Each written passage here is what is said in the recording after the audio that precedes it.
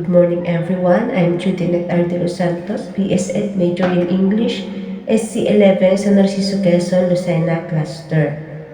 Today, I will presenting my original authentic assessment for grade 11 English. So this assessment is aligned with the learning competency AN 11 RC-LA-7, which focuses on using appropriate critical approaches and analyzing text. So, sa pag-develop ko ng authentic assessment na ito, sinisigurado ko na ito ay naka-align sa course outcome at sa relevant sa real-life situations at sa mga sumusunod na principles of high quality assessment. So, ang ginawa kong task ay isang public policy forum simulation. Sa activity na ito, ang grade 11 student ay gaganap bilang youth representatives sa isang school forum. So, ang issue na kanilang tatalakayin ay should mobile phones be strictly regulated during class hours in senior high school? Napili ko ang task na ito dahil realistic at makabuluhan. Sa totoong buhay, ang mga estudyante ay kailangang marunong mag-analyze ng social issues, mag-evaluate ng iba't ibang perspective at magpahayag ng kanilang stance ng malinaw at may sapat na ebidensya. Hindi lamang ito simpleng pagsusulit, kundi isang performance-based task na nagpapakita ng tunay na applications sa kanilang learnings. So, ang expected outputs ay dalawang bahagi. Una, magsusulat ang mga estudyante ng 500 to 700 words, position, papers na may malinaw na thesis statement. Tatlong supporting arguments, relevant evidence, at maayos na organization at formal academic language. So ngayon, ipapaliwanag ko kung paano ito sumusunod sa principles of high quality assessment. Ang unang validity ay ang assessment na ito ay valid dahil direktang sinusukat nito ang competency na critical analysis at argumentative writing. Ang mga gawain ay eksaktong naka-align sa learning outcomes. Ikalawa ay ang readability.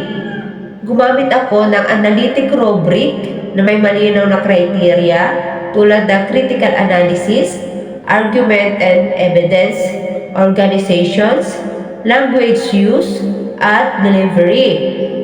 Ang malinaw na descriptors ay tumutulong upang maging consistent at object ang grading. Next po ay ang ikatlo ay ang fairness. Alam natin na ang grade 11 classroom ay diverse. May iba't ibang learning style, language proficiency levels, at confidence sa public speaking. Kaya, nagbigay ako ng outline guides, vocabulary supports, at options para sa recorded presentations. Hinati rin ang task sa stage tulad ng planning, drafting, revising, at presenting upang mas maging manageable para sa lahat ng learners. Ang ikaapat po ay ang balance. Ang assessment na ito ay dapat balance dahil hindi lamang knowledge ang sinusukat, kundi pati cognitive skills tulad ng analysis at evaluation, communication skills, writing at speaking, at real-world applications.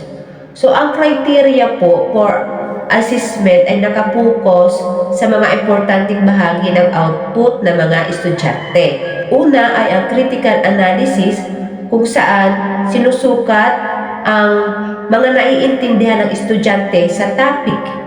Kung kaya kailangan nilang mag-analyze ng different perspectives at kung kaya nilang magbigay ng sariling opinion na may mas malalim na understanding sa issues.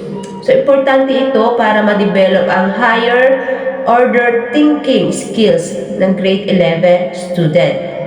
So, pangalawa po ay ang argument and evidence.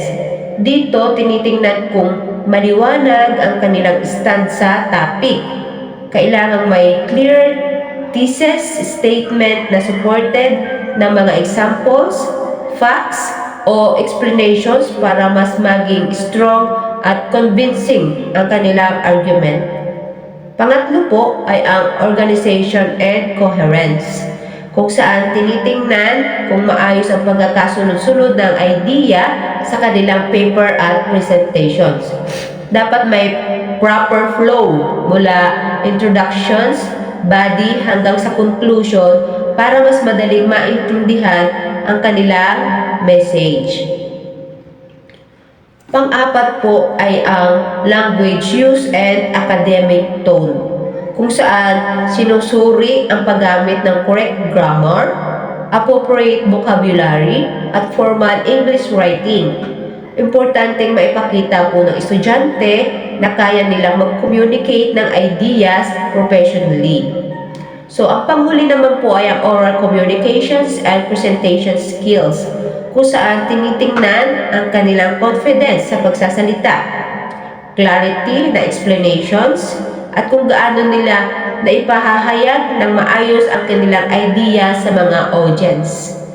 Saka po ang criteria, ito po ay tumutulong sa mga estudyante para maisiguradong ang assessment ay hindi lamang nakapokus sa knowledge, kundi pati na rin sa skills at real-life applications ng learning. Thank you po.